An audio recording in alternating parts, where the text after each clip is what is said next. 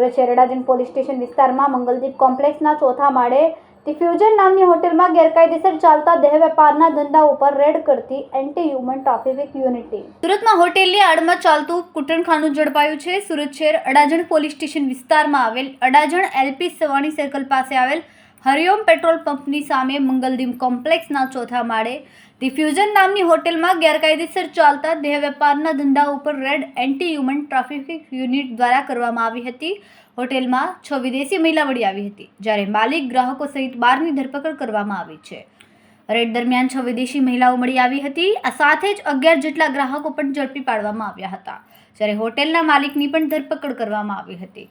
હોટેલનો માલિક પોતાની હોટેલમાં શરીર સુખ માણવાની સવલતો પૂરી પાડીને પોતાના આર્થિક ફાયદા માટે મહિલાઓ પાસેથી ગેરકાયદેસર દેહ વેપારનો ધંધો કરાવીને ધંધા થકી પોતાનું કમિશન કાઢી લેતો હતો। રેડ દરમિયાન રોકડા રૂપિયા, મોબાઈલ ફોન, લેપટોપ મળીને કુલ 4.93 લાખનો મુદ્દામાલ કબજે લીધો છે।